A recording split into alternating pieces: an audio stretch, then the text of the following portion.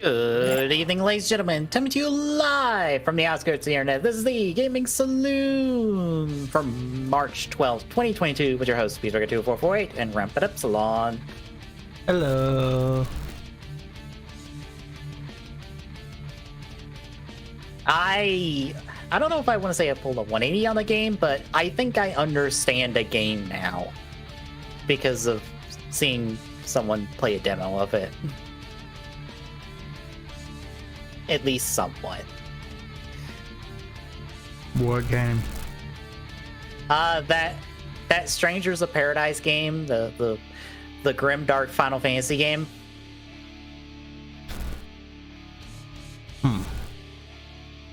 I understand it now because A, I didn't know it was being made by the Neo 2 devs, or just I guess the Neo devs in general, and oh, it's actually really good. Gameplay wise. Secondly, oh, I'm not supposed to take the game seriously. It's being dark because you're meant to laugh at how fucking absurd it is. There is a scene where the main character, after being told that the thing he wants to kill is a concept, it is not a thing he can kill, he goes bullshit, turns around, and starts playing music on his phone as the scene transitions.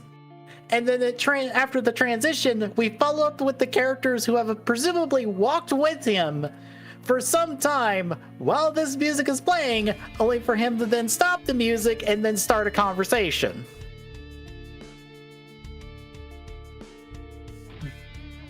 This is stupid. But that's the point. I get it now. This man is an idiot. And I am supposed to laugh at the fact that he wants to murder a concept of existence. And everyone keeps telling him, no, sir, no, you cannot kill Santa Claus. And he's like, fucking watch me. I'll do it. I'll find a way, damn it.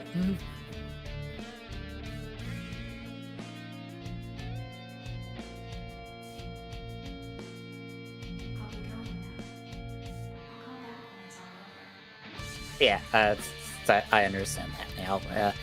That and much more is in the news this week. But first, Tommy, what have you been playing the last couple weeks?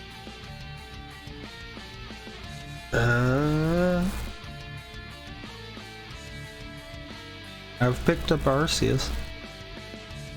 Ooh, how has Arceus been for you? Pretty good. I need to get back to it more. Mm-hmm. Also, it may or may not have me slightly interested in the Let's Go stuff, then.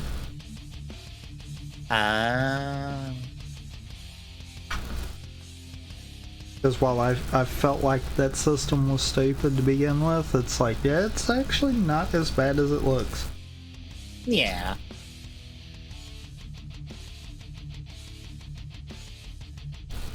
I think this game is better because... would be better because like the catching mechanic is so much faster. You're just chucking balls at stuff, whereas with Let's Go you have to get into the quote-unquote battle to chuck the ball. Here it's just like, ooh Pokemon, whoop, and if it doesn't catch and it runs away, it's like, oh well, there's like 5 more in front of it.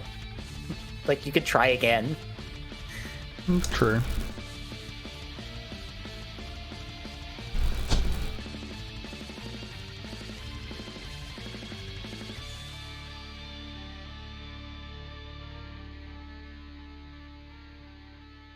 Yeah. Anything else? What I was trying to think, but I can't think of anything else, actually. Well, I finally finished Super Robot Wars 30. And? It's good. I feel weird saying this, but I liked T better. And I think it's because more of the material involved I cared about more. With 30, there's only so many of the shows I've ended up liking.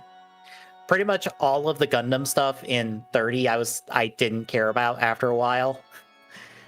It didn't help that most of it was irrelevant. And the other half of it, I'm like, I don't particularly care.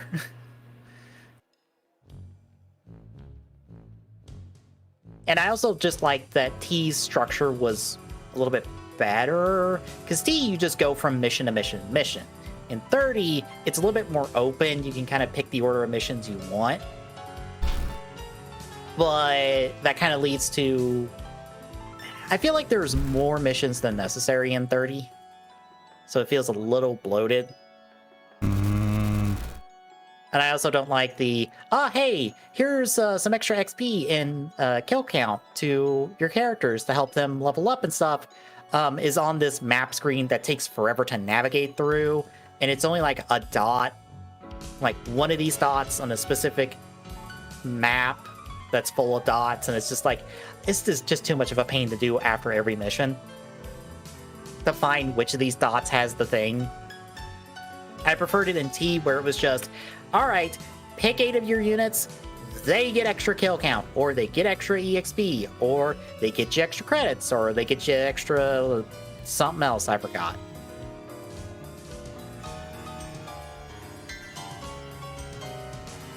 But I'm apparently not quite done with the game. There's some extra DLC stuff to kind of act as an epilogue for the game, I think. So I might get around to that at some point, but I do kind of feel like just moving on to something else on my backlog list, which probably will be going back to Yakuza. Because I would like to finish off Yakuza. I mean, fair. But other than that, it's not been much else.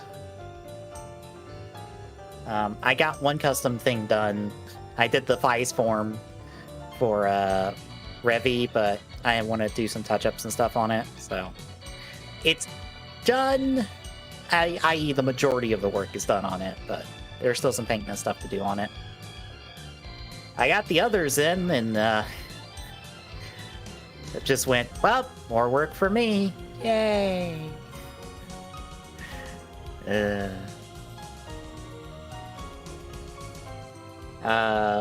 But I am set for next week to be the start of what I'm just going to call Rider Chronicle. I tweeted out the full schedule and stuff, so that'll be fun.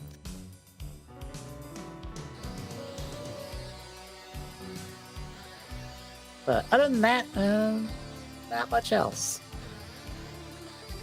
So, shall we hit the news then? I guess we shall. Alright then, first up, we had a state of play that was weirdly Square-centric for a little bit of it. There's a good bit of Square content in here. Well, some of the big stuff is Square-related content, but the first thing of it got people excited and then a little sad, but still excited, kind of. Maybe. So you know how Capcom has that that kind of Resident Evil-like game series called Dino Crisis, where instead of zombies, it's dinosaurs? I think so, yes. So what if we made a 4-player co-op shooter that has these portals and stuff dumping thousands upon thousands of dinosaurs on the city, and you're hopping in exosuits to fight them, and we don't call that Dino Crisis. But everything about it feels like this was Dino Crisis at some point in development. That is Exoprimal. So, like I said, it's like a co-op shooter that has you fighting dinosaurs with exosuits and stuff. There's the tiniest scent of live service with this, but I don't think this is confirmed to be a live service in any capacity. This is more just a co-op game. So, yay! But also, I feel, yeah. Yay, with a lot of question marks. I believe this is slated for next year.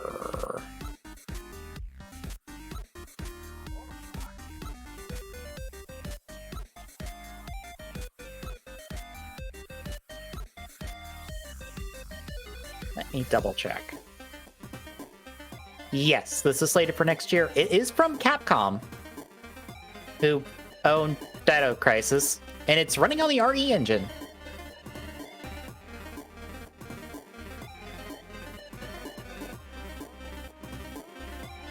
But this is PS5, PS4, I believe PC as well. This might be PC. Might not. But it looks good enough. We'll see how it goes. But some other stuff.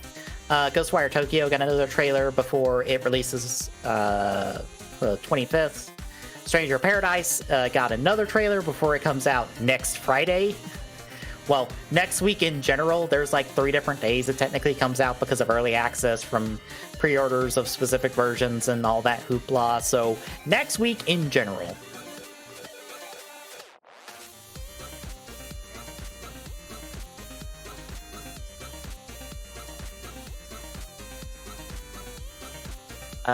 Forspoken got another trailer. Nothing super spectacular there. Some gameplay, a little bit of cutscene. This I didn't know about. So, how do you feel about Overwatch but Gundam? I don't know how to feel about that. Because this is just Overwatch with Gundam down to the UI. Because, like, if you look at the article itself and look at, like, the second picture, that's just the Overwatch UI.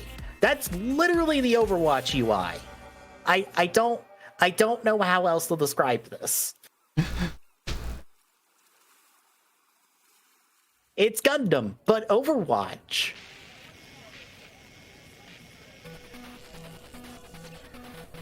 But this is Gundam Evolution. I believe it's slated for this year. Yes. Simultaneously, Japan and North America this year. They're having a network test soon that you can sign up for. I believe this trailer, I guess, announced the Exia and the Marasai source. The Exia is from Gundam 00, and the source is from Gundam Unicorn. There's a bunch of other mobile suits that some I recognize, some I do not. There is no G Gundam material in there, so I don't care. Also, I'm not sure I would care about an Overwatch Gundam game anyway. Fair. But yeah, this exists. We'll see how it turns out. More Turtle games are on the way to us. The Cowabunga collection is coming out this year. 13 games in a collection from across arcade, NES, SNES, Genesis, and Game Boy. Of course, it doesn't give me the list. Why would it?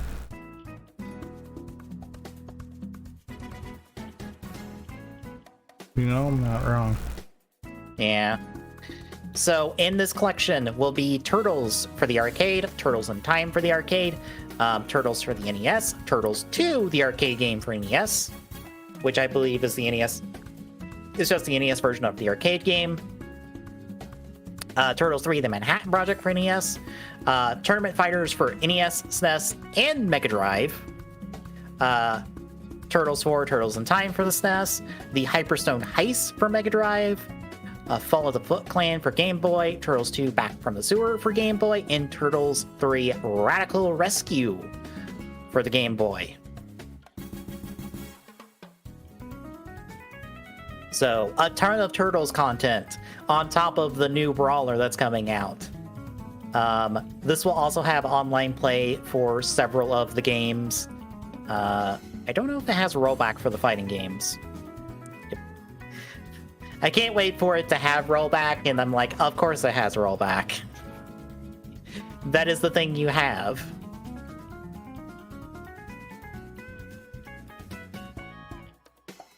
Giga Bash also got a new trailer announcing its Godzilla-like character for this Toku Power Stone-like brawler. JoJo Bizarre Adventure All-Star Battle is getting a new version of dubbed R this fall. It will include 10 new characters and a bunch of gameplay revisions. Yomi, or Trek to Yomi, which is the first time I've seen this, coming from... what is their name? Now I can't think of them. The people who do the joke E3 press conferences. I can't think of their name. Don't remember right offhand? Yeah.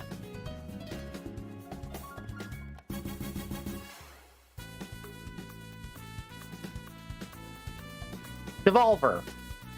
This is coming from Devolver. It's a 2D platforming, black and white samurai game, more or less. It looked good. Returnal is getting a free update with co-op and a Tower of Sisyphus, like what's the word I'm looking for? It's just a tower that you can battle through. Field Chronicle is kind of interesting. This is a strategy RPG coming from Square Enix. It's real-time, it's a real-time strategy. Would you care to guess the developer on this?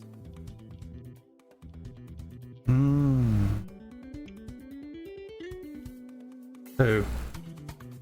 This is being developed by Platinum. Yeah, Platinum is doing a real-time strategy game for Square called Field Chronicles. It looks good. No, the other game is what I thought something was. It feels weird to say that this is a Platinum game, but it looks good. We'll see how it shakes out, especially because Square has gotten some wins this week, but also some losses, and we'll talk about one of them later. We'll talk about one of them later. But the other game, Valkyrie Elysium, PS5 and PS4 this year. I thought this was a Nier game to start off with. Because when I was first watching the trailer, I'm like, that's Nier. This looks like a Nier game. But it's not. It's a different thing for a franchise that Square has ignored till now. But this is an action game that is not being developed by Platinum. I believe this is in-house. Or I'm willing to say this is in-house. So, yeah.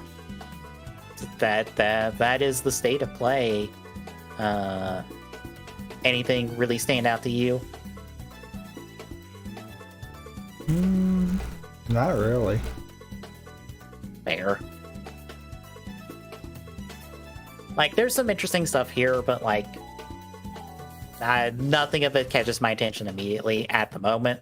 So we'll have to wait and see on it all.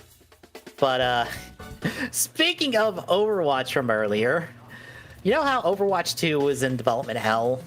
Especially because of everything with Activision Blizzard. So apparently, Blizzard has decided that they are decoupling Overwatch 2's PvP and PvE, and they are set to do a PC beta in April.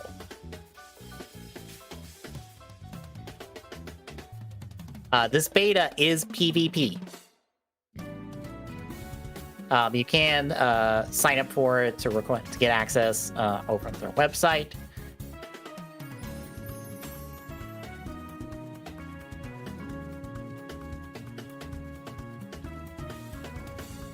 And it seems to be that they're going to push the PvP content out ahead, and while they continue to work on the PvE content. And for this closed beta, we are getting a new damage hero in the form of Sojourn, a new game mode, 5v5 multiplayer, reworks for 4 different heroes, and 4 new maps.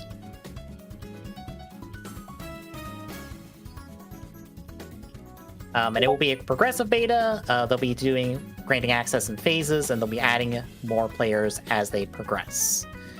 So the half of Overwatch 2 that I feel like people would probably be really interested in terms of new content is not what's happening at the moment. It's being essentially pushed back in favor of the thing that probably should have just been a part of Overwatch 1 to start with. Well then. Makes sense. Yeah.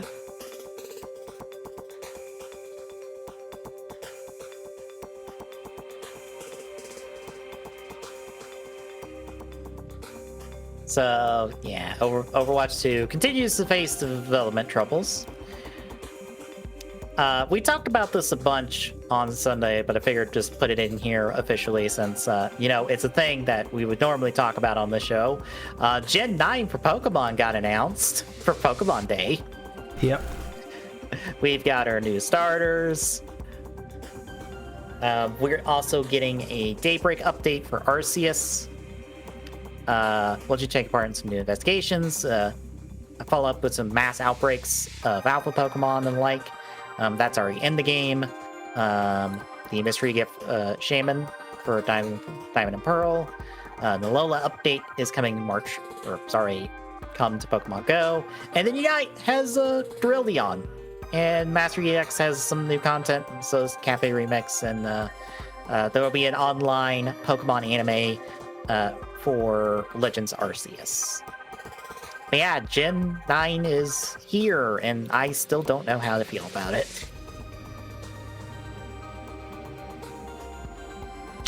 Same.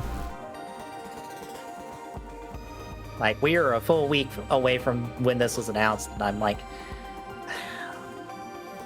I need to see more. I need to see, like, what we're doing with this. What have we learned from, like, Arceus and Sword and Shield? Like, are we truly, like, progressing Pokemon in a certain direction, or are we back to basics with this Pokemon game? It's like, I don't know. It's hard to say right now. Part of me wants to feel like we're gonna have like a hybrid of how Arceus is, right, and how Pokemon's always been kind of deal. Mm-hmm. Because that would make the most sense in my opinion. But at the same time, yeah. Yeah, because I feel like Arceus hit on something that a lot of people enjoyed, and it's just going to feel weird if that's not at least considered for development. But I don't know how much it can be considered development at this point, because we don't really know the timescale for, like, the development of this game currently.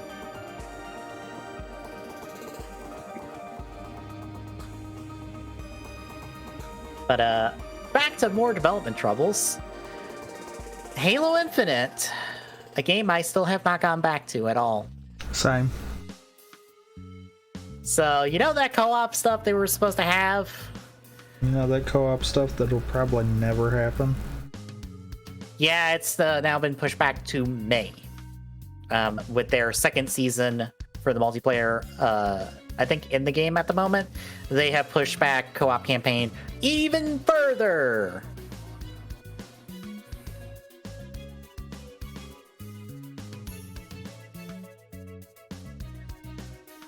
I mean, that's what everyone wanted, right? Was the co-op to be pushed back? Oh wait, no, it was supposed to be in May, but now it's being pushed back past May because May was supposed to be the start of season 2. They're still in season 1 of the multiplayer? Really? I thought they would be in season 2 at this point, because I thought I saw stuff talking about season 2. I just assumed it started.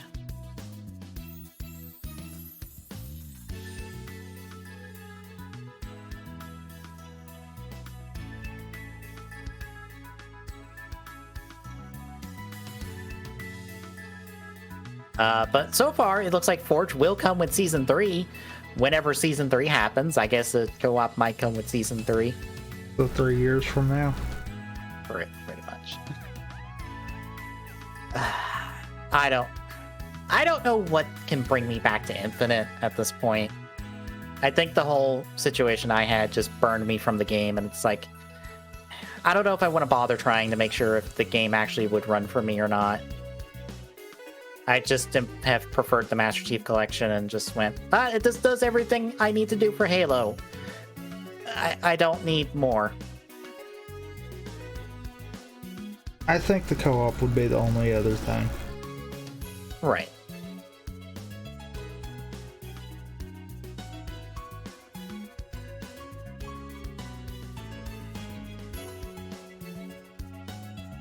But we do have a release date for something else. You remember that Gotham, or the Batman game that's co-op? That's styled like the Arkham games? Uh-huh. It finally has a release date! October 25th. For now. Right. So after almost a year-long delay, this is finally going to be hitting October. Hopefully, we'll see. I hope this game is good. I would like a new Arkham game, and this is the closest we're going to get. So please be good. Please, please, please.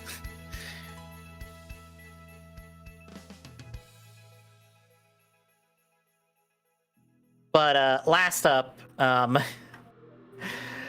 oh, I was surprised when I saw this. So Chocobo GP, that Mario Kart-like racing game that Square's released. So it's $50. Sounds good, right? Oh, would you like to find out how mobile game it is?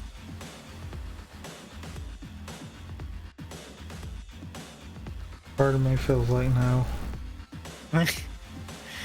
So, carts, outfits, and other items have to be bought at different shops using multiple different in-game currencies.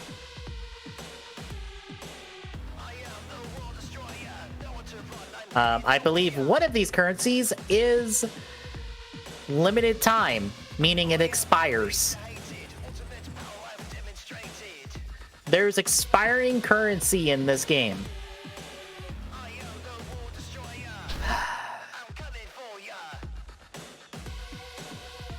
Also, apparently, the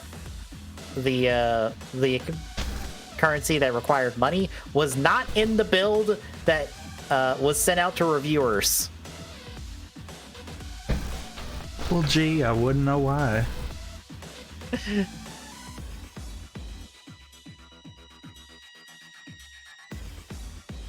Also, it has a battle pass called the Prize Pass. So, yeah, Square had an easy win on them, and they fucked it up because they buried it in microtransactions, and now they got to take the L. God fucking damn it. I will also point out that I also point out that around the time that this game finally released, we also have, the Mario Kart 8 DLC on the horizon, with it doubling its track size for probably less money than you would have to spend in this game to unlock most of its content.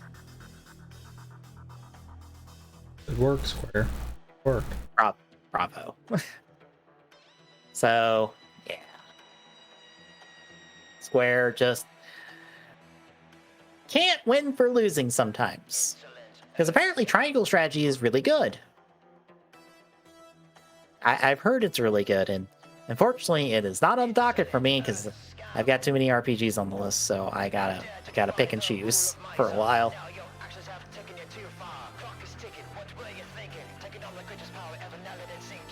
But any other thoughts on any of the news and stuff? Yeah. All right, then. Releases. Few and far between, unfortunately. On the 15th, because we'll start there. Disco Elysium, the final cut, collector's edition for Switch. Which, if I recall correctly, let me double check.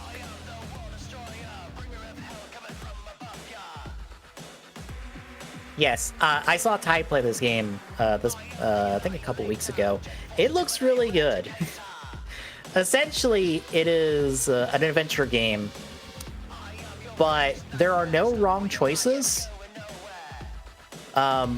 Whatever choice you make is whatever you do, is whatever you get, and you can fail upwards if you desire.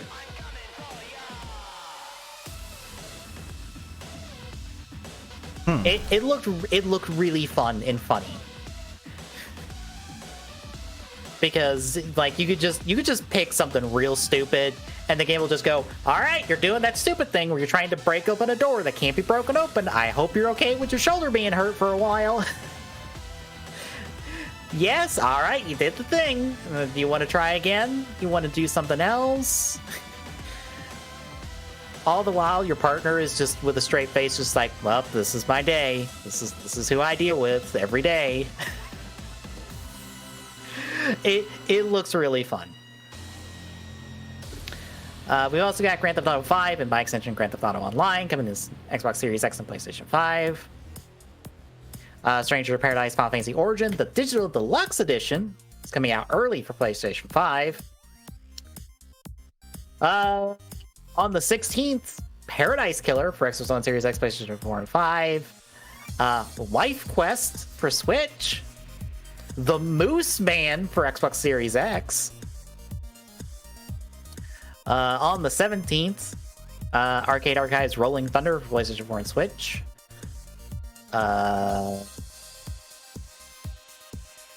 The Persona 4 Arena Ultimax for PlayStation 4, Switch, and PC.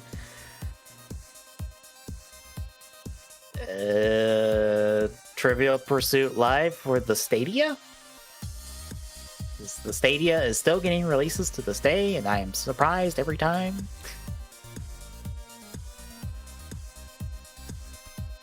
On the 18th, Mario Kart 8 Deluxe Booster Course Pass for Switch starts its release of content. The proper release date for Stranger of Paradise for Xbox One Series X, PlayStation 4 and 5. That should be Friday. Yeah. Who Pressed Mute on Uncle Marcus for Xbox One and Switch. On the 22nd, Ghostwire Tokyo Deluxe Edition for PlayStation 5. God damn it. I always miss one. Rune Factory 5 for Switch.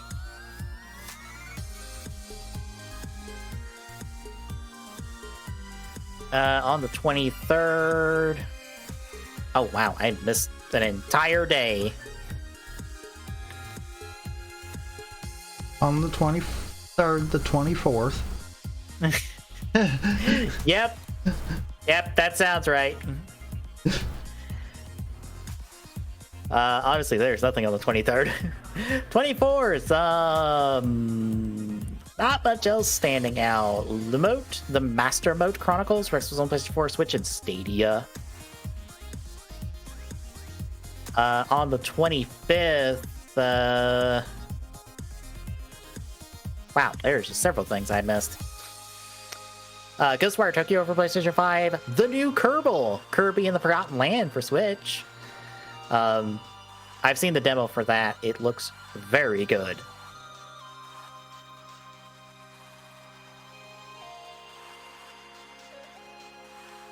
Tiny Tina's Wonderlands for Xbox One Series X, PlayStation 4 and 5. Record of Lotus War, Deadlight, and Wonder Labyrinth for PlayStation 4, 5, and Switch.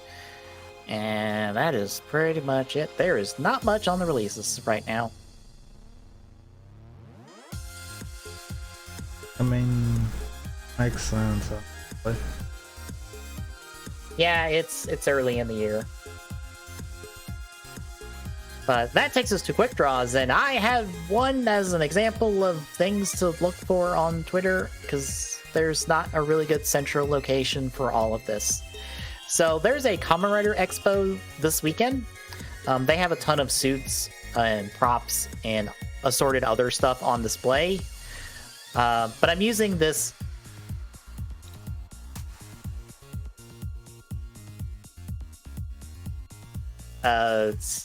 what a mural, I would say, but it's all stock photos. Yeah. Would you still call that a mural?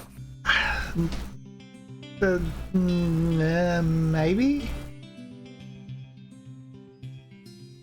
We'll call it a mural of all writers. Question mark. This one actually, I think I showed this off Wednesday when we just had like the above images, but this person at Colonel or Colo_Nell took some up close photos so we can see exactly who is there. And I want to say everyone is here except Tackle, because Toei are cowards. Cowards, I say. How dare you not put in Tackle when you put in fucking Shadow Moon and the fucking first and the next versions of Ichigo, Nigo, and V3 and all of the Amazon riders. The mages from Wizard are here. All three of them. And you're telling me you can't put in Tackle at all whatsoever. Nope. Can't do it. Boo. Boo, I say.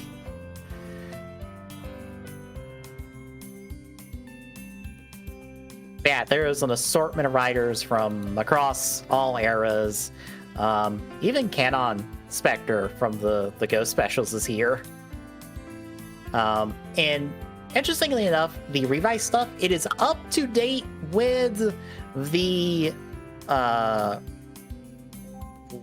forget the name of the movie. The new movie that came out with Revice and Saber, because it has Kamen Rider Cyclone. But it does not have Bale.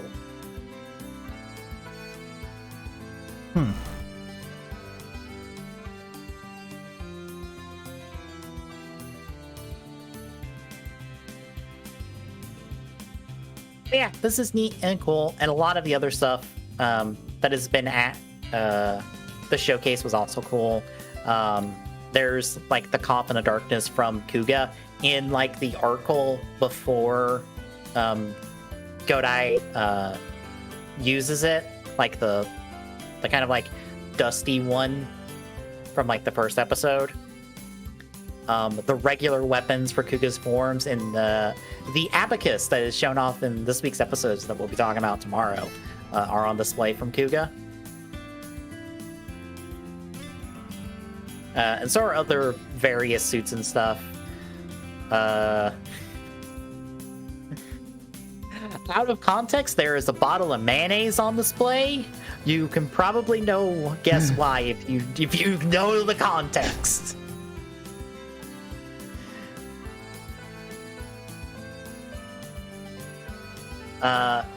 The Final Form ride weapons from Decade are on display. Like 3 of them are. I guess it's the only 3 they have like actual props for, which I didn't realize the Fies one was an actual prop. I thought it was just CG. But the Kiva Arrow and the Blade are on display as well. Honestly, the best way to see all this is just to click the Kamen Rider Expo hashtag in the tweet, and then just scroll through and just see what people have posted. I didn't want to link that because I didn't know what would pop up, so... Fair. I didn't want people to just click that and or see that on stream and just be like, what, blah, blah, blah, blah.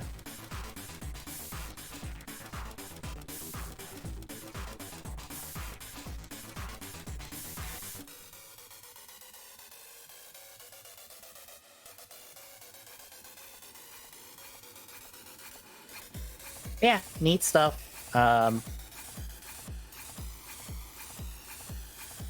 And that is pretty much all I had. You do not have a quick draw, correct, Tommy? Correct. So, yeah, folks, it's a short week this week. Mainly because we kind of, not talked about the one major thing. Yeah, the news is on the short side this week.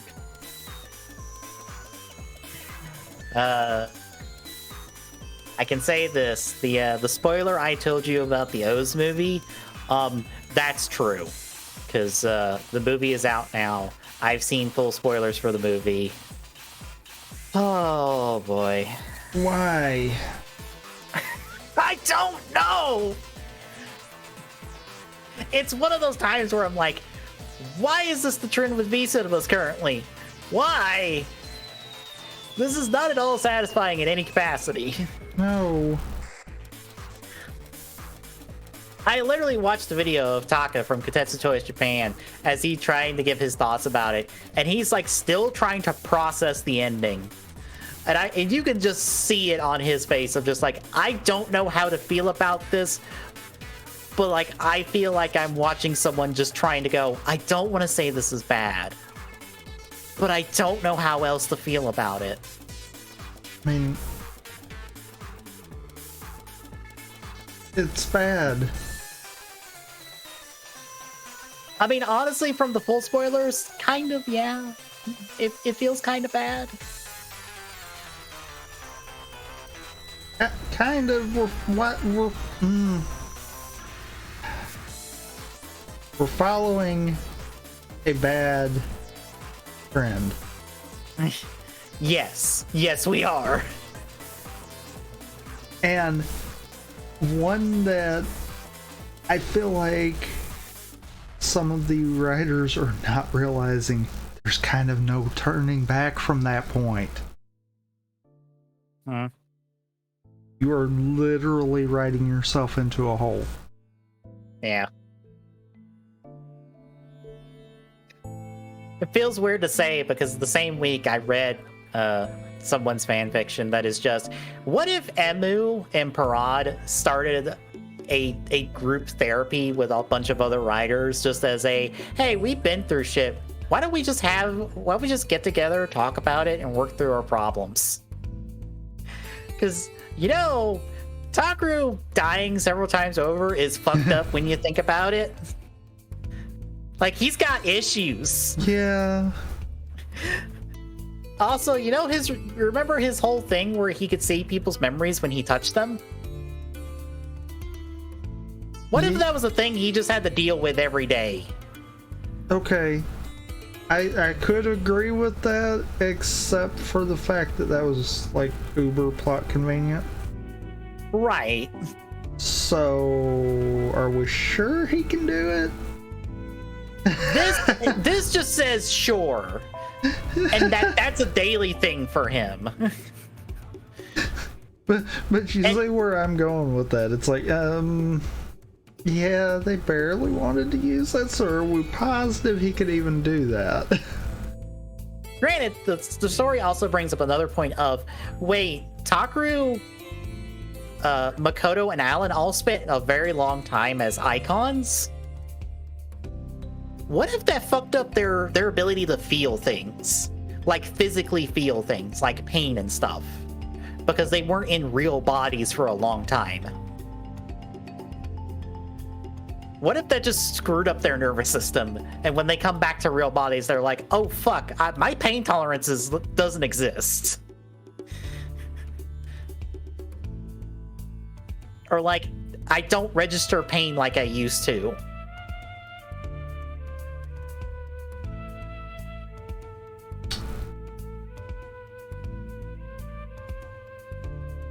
But honestly, it's actually very good. And it also did a resurrection for Ankh, where they revive Ankh, and everybody has to be there to see him back. Because, hey, this is important for Edgy. What if we're all there to support him in Ankh and by extension? Because, we can. Anywho, it's been on my mind because of this V cinema. I mean, fair. Yeah. Anywho, tomorrow then, we're back to Kuga. I forgot to watch the episodes of Kuga until early this morning when I was awake, because I had my sleep schedule fixed for a day and then fucked it back up. So I was up early, way too early this morning. I was like, fuck, I should watch Cougar real quick.